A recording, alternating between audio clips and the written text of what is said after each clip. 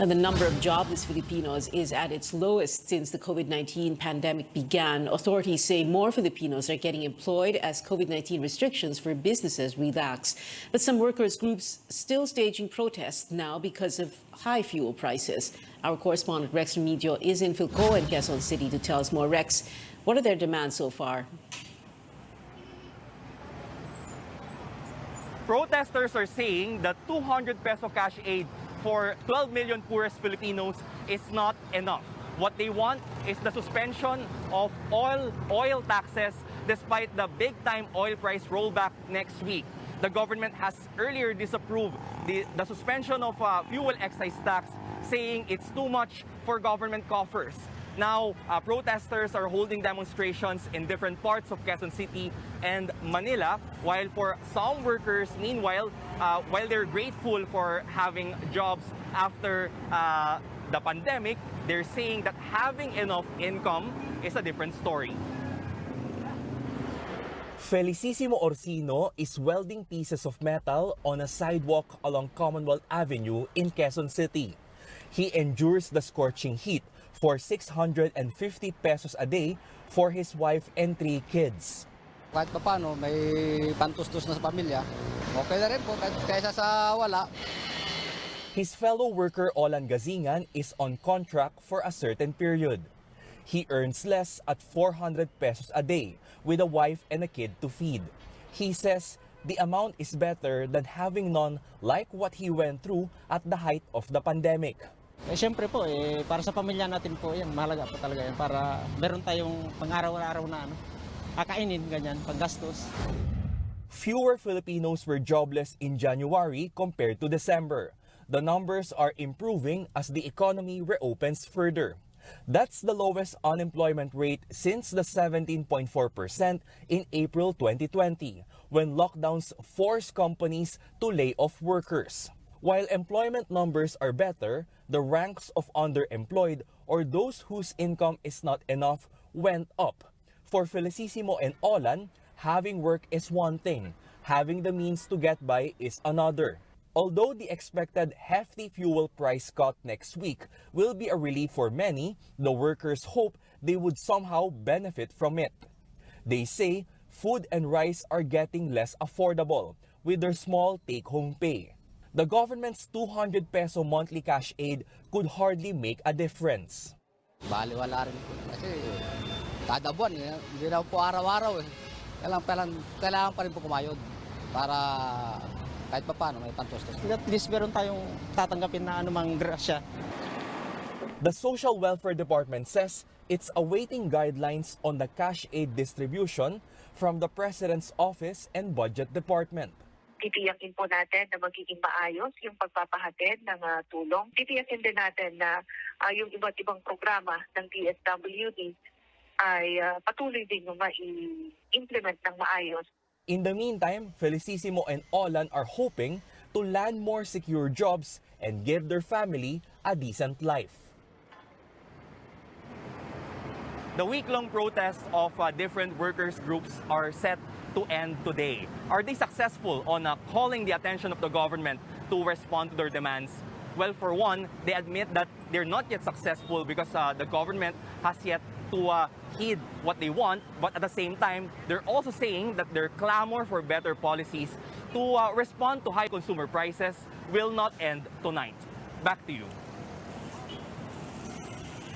Rex Remigio there reporting from Quezon City. Well, as Filipinos suffer from the impact of soaring fuel prices, a group says the 537 peso minimum wage in Metro Manila is no longer enough. And that's why they've been calling for a 750 peso minimum wage nationwide. Our George Cahilas has more. How far can your 537 pesos go? In a market challenge, the group Bayan Muna prepared a menu for 3 meals for a family of 5. Rice, eggs and coffee for breakfast, rice and sauteed bagoong alamang for lunch, and rice and chicken adobo for dinner. The group also bought bananas for dessert. The total cost for the ingredients, 490 pesos. They still have 47 pesos left to buy coffee, vinegar and soy sauce in small sachets for the adobo. All these for 537 pesos. That's if you dedicate the entire daily salary for food. Itaas sa 750 ang minimum wage. Itong 537 ay hindi nakakasapat. Pag binawasan pa po natin yan ng bayad sa bahay, kuryente, tubig, kulang na kulang po, mas lalo pong liliit ang 537 pesos natin.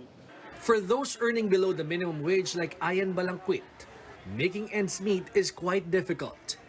Balangquit says the government's promised 200 peso monthly subsidy is not even enough to offset the rising prices of goods. Yung pandesal nga magkano na? Before 1 peso lang yun eh. Pero ngayon 2 pesos na. Oh. Then magkano lang mabibili mo for 3 pieces of pandesal, 'di ba, sa 6 pesos something? Anong nun? Mabubusog ba yung ano na? Pero kung yun ang ibibigay, tatanggapin pa rin, 'di ba? Kasi wala naman tayong magagawa eh. CNN Philippines is still reaching out to the Agriculture Department on the impact of rising fuel prices on agricultural products. The Trade Department meanwhile inspected 3 supermarkets in Manila. So far, basic commodities are still within suggested retail prices. Some are even lower. They have an average of 3 months inventory. If there is any movement at all of the factors that would affect the manufacture of goods, it should not be an instant increase in our prices. You remember po, yung ating SRP bulletin was only released last January 22. The DTI says at least 10 manufacturers of canned meat and sardines and processed milk have applied for price increases. The agency will still need to study these requests. George Cahiles, CNN Philippines. More calls for an increase in the minimum wage. The Labor Department says there are already 10 petitions and counting filed in 6 different regions. 6 na rehiyon po ang tumanggap na ng mga request for wage hike at meron pong magsisimula po, gugulong po ang proseso ukol dito sa susunod na linggo. Yung NCR po, by next week po, sila po ay magpo-conduct na po ng consultation. While these petitions are up for discussion, Dole is still waiting for President Duterte's approval of the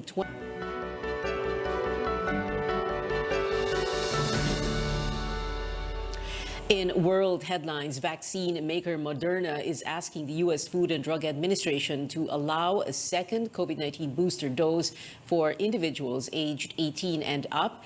It says the need follows the emergence of the Omicron variant. Moderna has yet to submit an amendment for its existing emergency use authorization.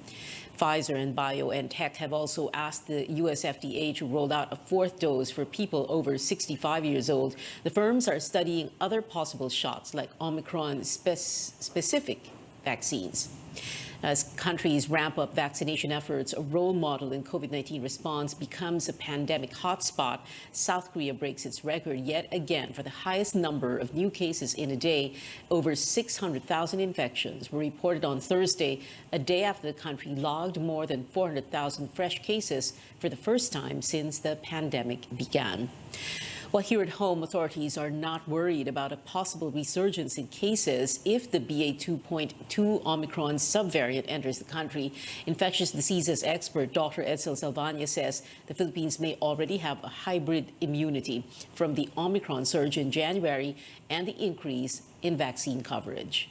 Kung meron na tayong tinatawag na hybrid immunity, that's when you have vaccination and then you get mild breakthrough infection, protective yan against BA.2.2. So even if makapasok yan dito, chances are hindi na yan magdudulot ng kasing laking spike dahil meron na tayong exposure dito. So the other things na nakakatulong sa atin, unang-una, marami tayong klase ng bakuna. Because we have different kinds of vaccines, particularly inactivated vaccines, mas resilient yung ating vaccines overall sa mga variants. The Health Department also notes biosurveillance at ports of entry are maintained. Now, we're still tracking the situation in Ukraine. Russia continues its attacks on the city of Lviv as the war enters its 23rd day. Russian troops fired 6 missiles at the city close to the Polish border, but 2 were intercepted by air defense systems. In the capital, Kyiv, 1 person was killed, 4 others injured after a fire at a residential building. The blaze broke out after the remains of a downed rocket hit the 5-story building. 12 people were rescued, 98 others were evacuated. We have more stories when we return. Another set of debates between presidential and vice presidential hopefuls are happening this weekend. We'll tell you what to expect next. And finance officials want the Bureau of Internal Revenue to collect the unpaid estate taxes of the Marcos family. Stay tuned to Newsnight.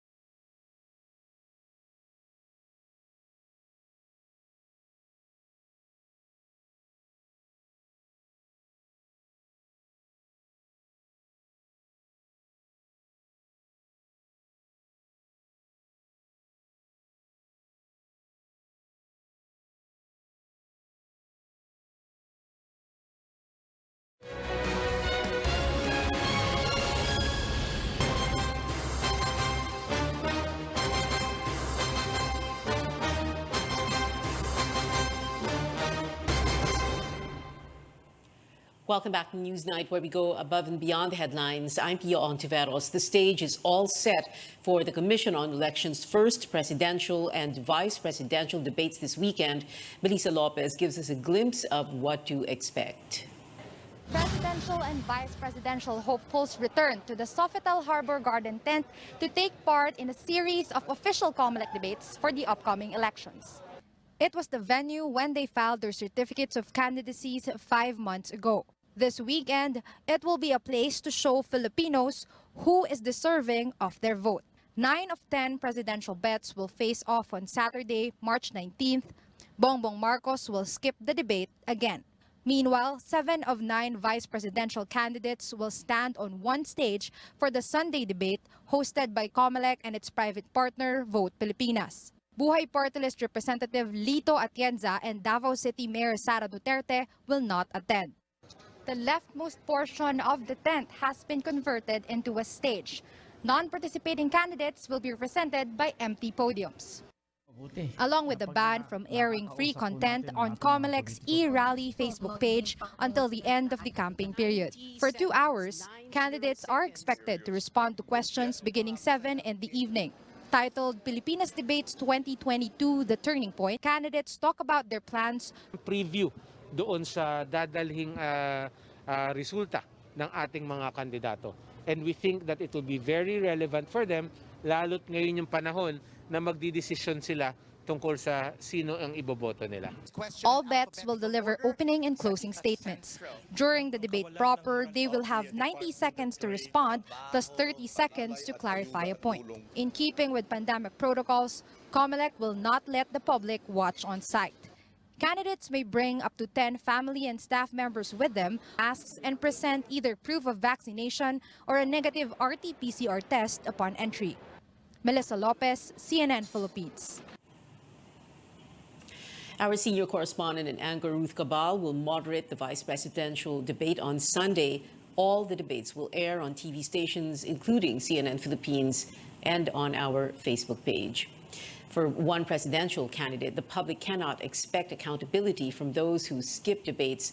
Anjo Alimario has that and other updates on the aspirants 52 days before the Filipino votes.